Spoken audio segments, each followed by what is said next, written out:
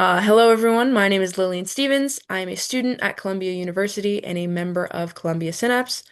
Today, I'm here with Dr. Amelia Hicks, uh, th- who is a postdoctoral fellow at the Brain Injury Research Center of Mount Sinai and a research associate at the Monash Epworth Rehabilitation Research Center in Melbourne, Australia. I'd like to thank you so much for devoting so much of your time to the preparation and conduction of this interview.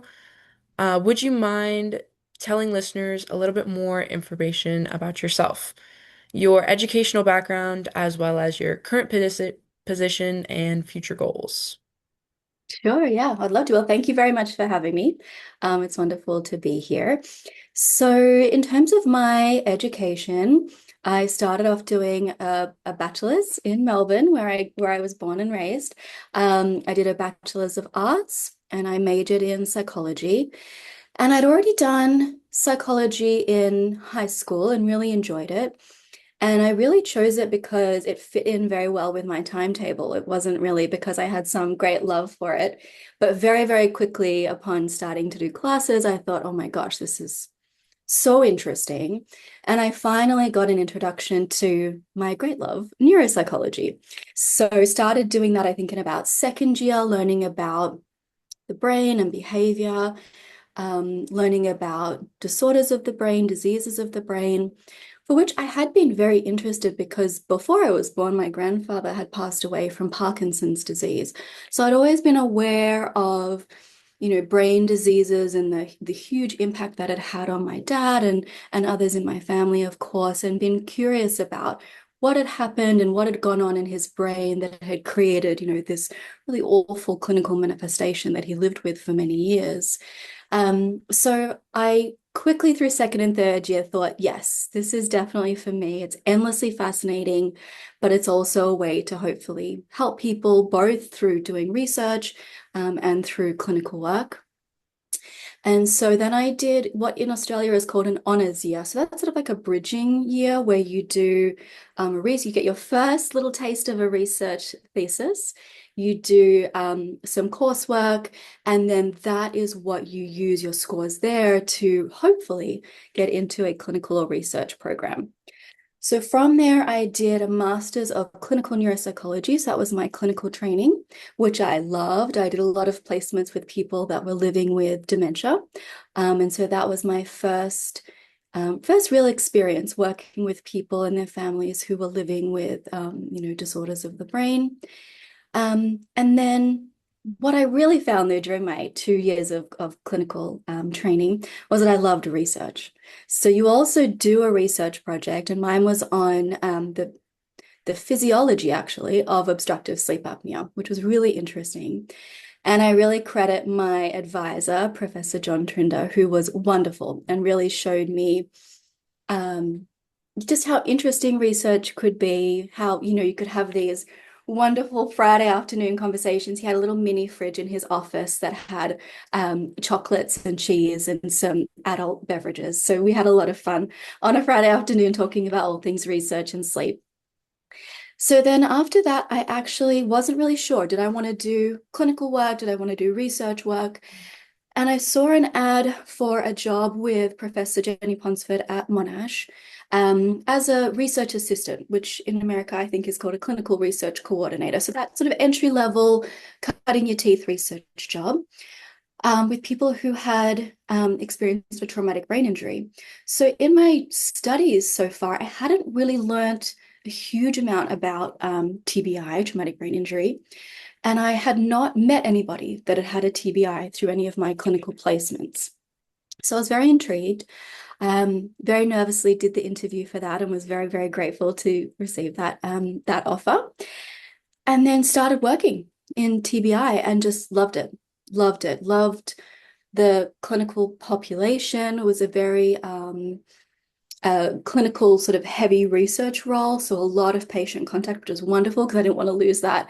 So doing a lot of neuropsychological assessments, we did psychiatric assessments, talking to people as well about suicidality, which has become a really big sort of passion area for me. And I mean, a couple of things, I suppose it became apparent to me that this is also a clinical group that comparatively does not receive as much research funding as, say, dementia and Alzheimer's, Parkinson's, does not receive as much media attention. And so I felt like this was really an area where I could hopefully make a difference. I loved meeting the patients and their families. I still keep in touch with some of the patients from Monash to this day over email, hearing about their lives, which I feel very fortunate to have forged some of those relationships. So I quickly spoke to Professor Ponsford about doing a research PhD, and she was very, very kind in allowing me to do that. So I kept working and I did my research PhD.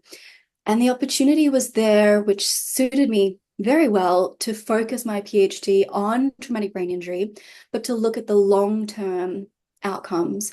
And so to start to really pull together these two areas that I've been really interested in, which was TBI, but then also dementia and neurodegeneration. So I did my PhD looking at that, which was wonderful and really set me on the path actually to my current position. So I don't know if you want me to tell you a little bit more about PhD topic or keep going and tell you about the postdoc. Yes, thank you. I would like to ask just a couple questions about Yeah, your doctoral dissertation. sure. As you mentioned, you focused on long-term outcomes Mhm. following traumatic brain injury, and you also focused on a correlation to Alzheimer's disease as well, from my understanding. Could you Yeah. maybe look into some interesting results that you found, as well as just factors that you found really contribute to long-term outcomes? Yes, absolutely. So we are very fortunate at Monash Epworth Rehabilitation Research Centre in Melbourne. So that was started by Professor Ponsford about 30 years ago. I think it just had its 30-year birthday, which is a wonderful achievement. So we call it Merck. Merck has one of the very few longitudinal databases of people who have sustained a traumatic brain injury. So we have people who are recruited on the ward at Epworth Hospital in Melbourne, and then they're tracked along by phone interview all the way up to 30 years post-injury, which is really an amazing, amazing and very rare resource. Similarly, in my current role, we have an even bigger resource because it is based in, I think, about 16 centers now in the US called the Model Systems. And again, that tracks people from when they are an inpatient at hospital for their traumatic brain injury all the way through to 30 years post-injury. And so it's because of the investment in funding TBI research that we've been able to create these amazing longitudinal resources so we can actually start to look at these questions of long-term outcomes after TBI, which we historically have not been able to do. So I was in a great position, a fortunate position at Merck to be able to utilize that resource. And what we were interested in, we looked at three aspects for my dissertation. So the first one was cognitive change. So change in thinking skills, memory, attention, concentration, problem solving. And it was over an average of about 22 years. So they were about 5 years on average in their first assessment. 22 years had passed, and now we were assessing them again. And another wonderful thing about Merck, which is very, very rare and perhaps special to Merck only, I dare say, they also have non-TBI control participants. So that, again, from a research methodology perspective, as I'm sure you can imagine, amazing, because it's so helpful, of course, to be able to track how people are going over time with a TBI. But if we can't compare that to sort of healthy aging or aging for people without a TBI, it's very hard for us to draw really strong conclusions. So we were in this wonderful position where a previous doctoral student, Dawn Sanathi Raja at Merck, had done these assessments for people when they're about 5 years post, people with a TBI and matched controls. And we were able to find as many of those people as possible. We did a lot of my PhD time was just investigating people and trying to find them all Mm. over Victoria, which is my state, and also interstate as well. We did a little interstate travel to go and assess people. But what we found, which was really interesting, is yes, at time one, people with a TBI in general, cognitive performance was lower. And yes, at time two, again lower. But what we saw is that the rate of change, they were tracking parallel to one another.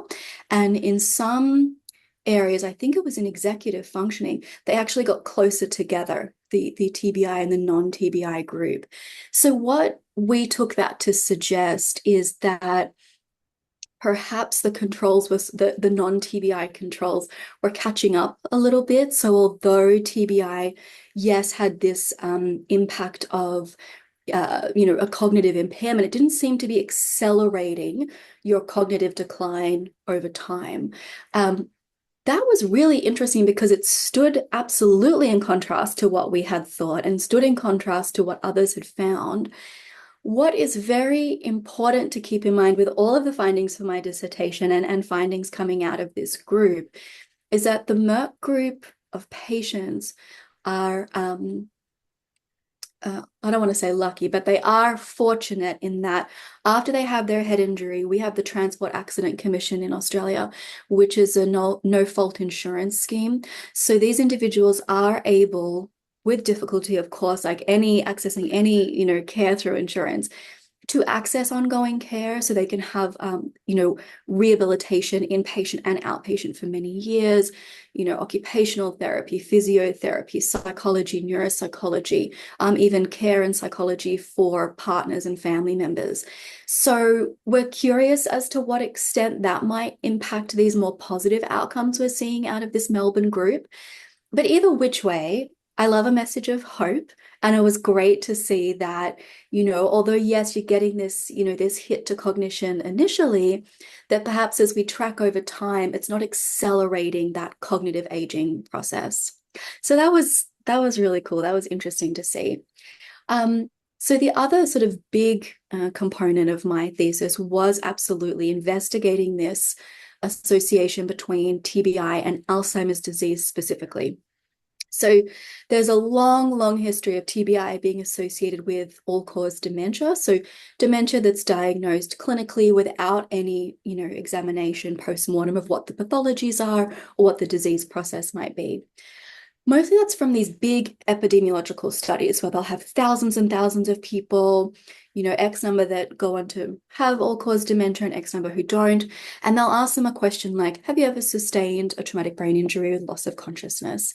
And then based on that, say, okay, the odds ratio is you have a greater likelihood of dementia if you've had a TBI. So there'd been a lot of those studies coming out, and people had started to notice, okay, there seems to be this trend here where we're seeing more and more that when they're looking across all these different life course factors, TBI keeps coming out. So maybe there's something more we should investigate here. And at the same time this was happening, there was some really wonderful early postmortem studies looking at people very soon after they had passed, but finding some of these hallmark pathologies of Alzheimer's disease being amyloid and tau in their brains. So kind of taking these two things together, we're seeing this higher, incidence prevalence of all-cause dementia for those with a history of TBI exposure. And we're seeing amyloid and tau in brains of people who pass, usually it was more 24-72, maybe a week hours, maybe a week after TBI.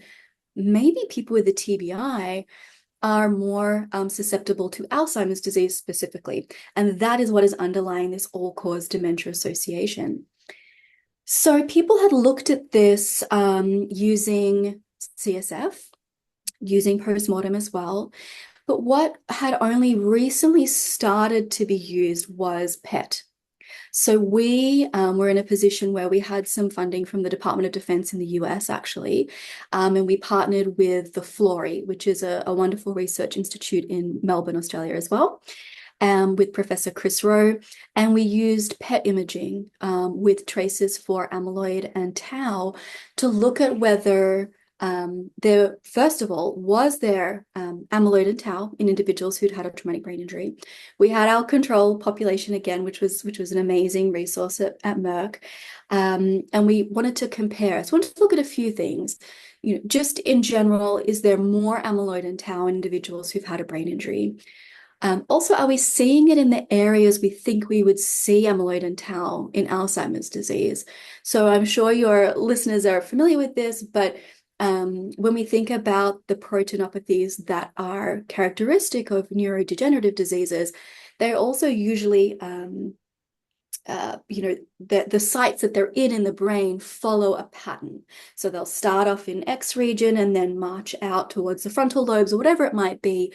So when we're looking in brains to try and diagnose something, we look both for the proteinopathy and also the location.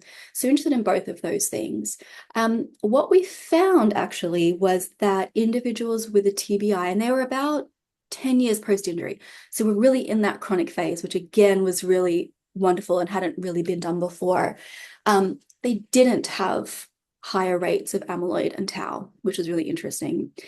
They also didn't really have it in the areas that we were expecting to see it to fit with this idea of Alzheimer's disease.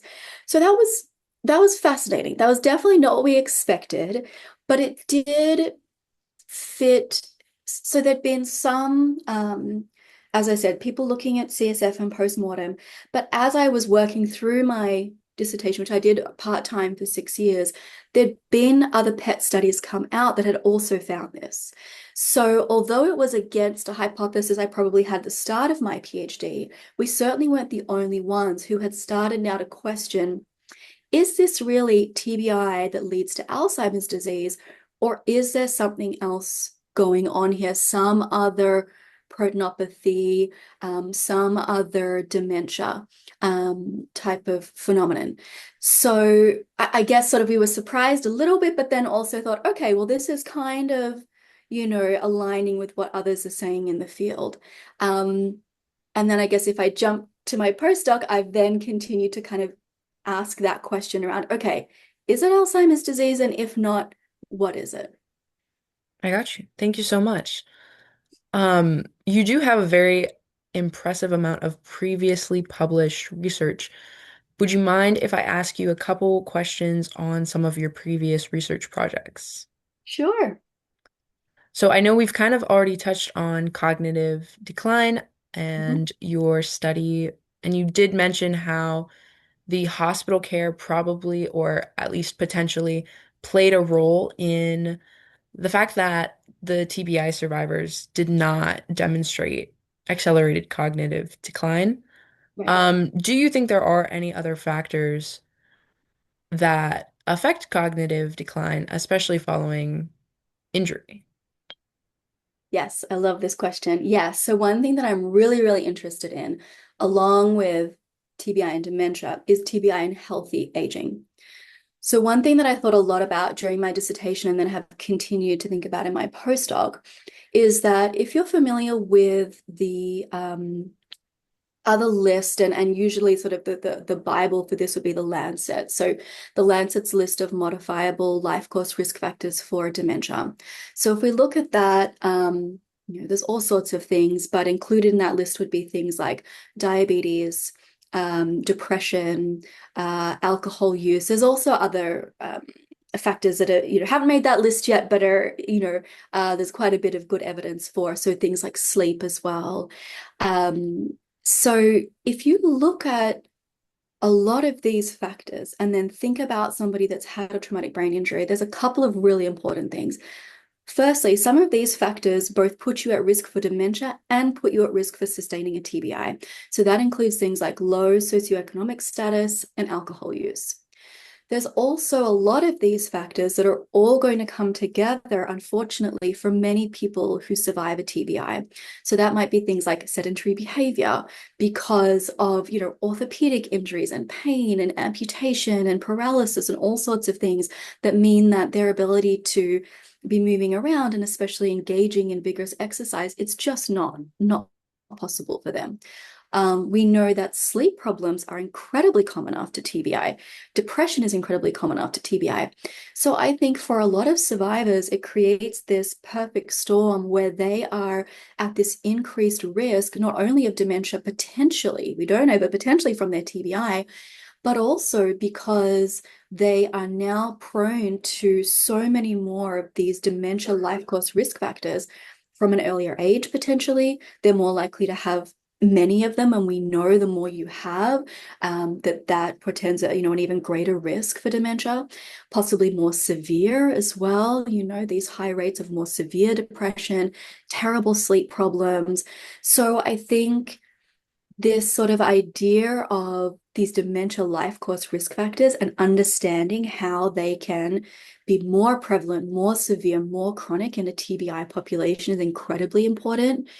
But what I think where I want to kind of jump in and do something with research, and what we've been doing a little bit at the Brain Injury Research Center at Mount Sinai, is thinking about what can we do about that, right? So a lot of the healthy aging interventions. It's been some amazing research evidence recently. The pointer trial, the finger trial, showing that some of these multi-component lifestyle interventions can be really helpful, which is wonderful, but not accessible always for people with traumatic brain injury. And that's the same for people with stroke and other conditions. Perhaps cognitively, they're not accessible. It might be that they're being asked to do a lot of their own healthcare self-management, which is not possible sometimes for people with a brain injury due to things like apathy, difficulty with processing, difficulty with remembering, to take medications. As I've spoken about, orthopedic injuries really impeding their ability. I think it's 120 minutes of moderate or vigorous exercise, something like that. Not going to be possible. So without tailored interventions and interventions that really meet people where they're at and provide a way for people with TBI to meaningfully engage in them, it's not going to be possible for them, I feel like, to sort of really meaningfully access and engage in healthy aging, despite being this incredibly vulnerable population to, I always find it hard to say, is it unhealthy aging, unhealthily aging? But that's kind of what it is, not aging, not having access to being able to age with the same sort of equity of access to healthy aging as others. So I'm really passionate about that. And we're trying to think about, and we've tried, but sadly failed, to get some grant funding so far to think about TBI specific interventions for healthy aging for this exact question you're asking. There are, I think, certainly other things that impact the TBI to dementia pathway. Awesome. Um, you mentioned about kind of like feedback loops almost, where their symptoms actively are causing or are a detriment to something that would be helpful for their recovery. Right. And I noticed in two of your papers on the behaviors of concern following traumatic brain injury, as well in tandem with factors facilitating recovery.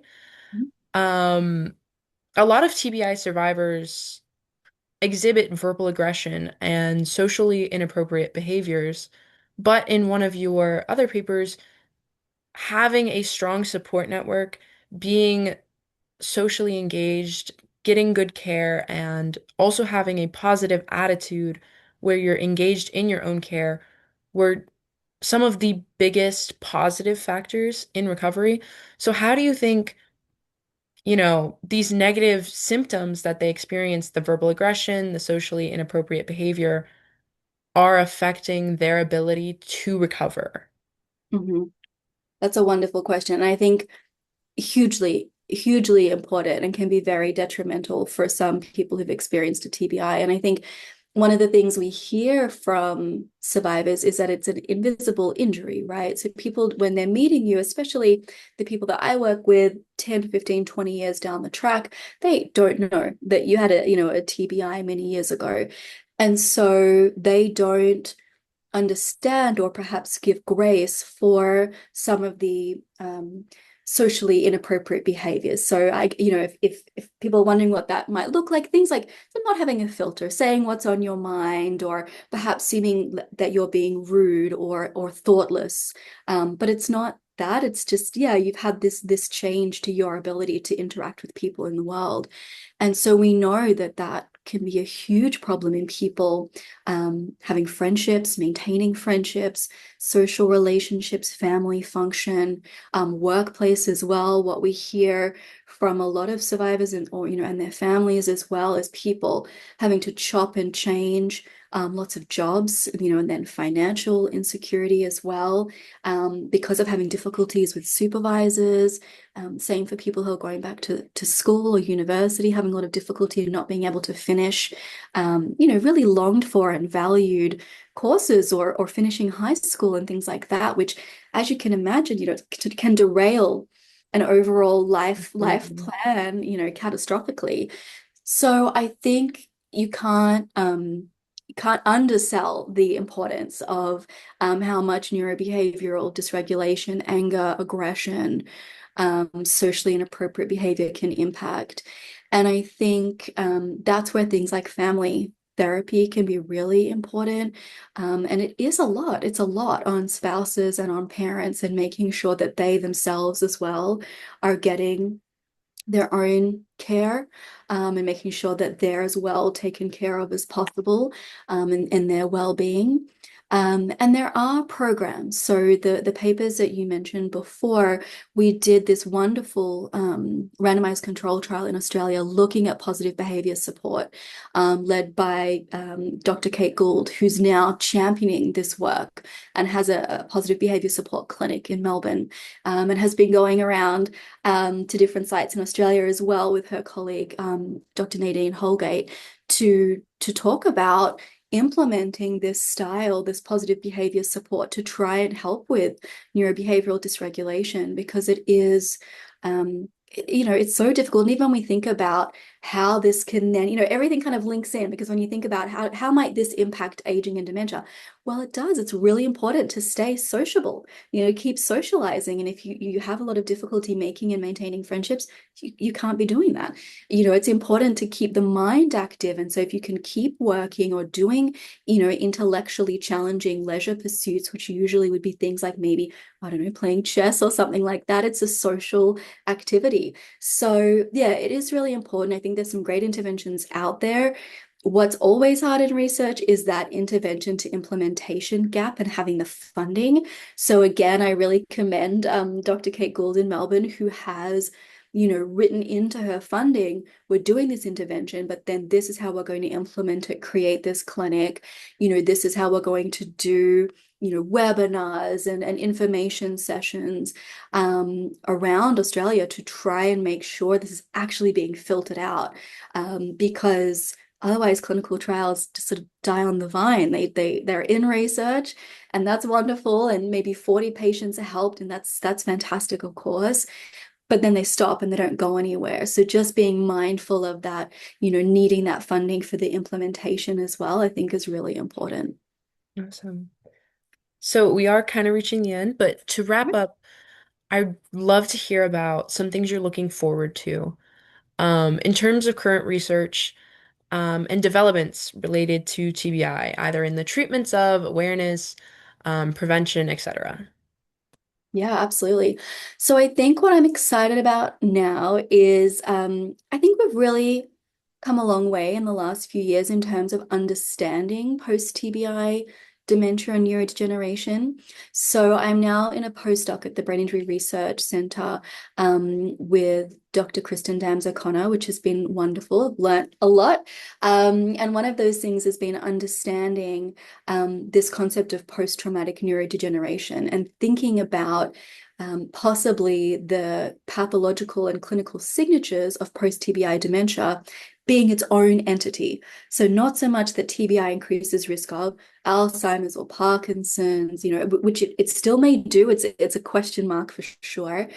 But starting to really change how we're thinking about it and investigate, is it something more like CTE, chronic traumatic encephalopathy, where there is a condition that is uniquely associated with TBI. And I've had the opportunity to look at that question in a lot of different ways, at the Burke, which has been amazing. So I've been looking at blood-based biomarkers, We have also been, Kristen has spearheaded an amazing brain bank with our neuropathologist, Dr. Rebecca Folkerth. So that's been fantastic to be able to start to understand some of the actual pathologies in the brain.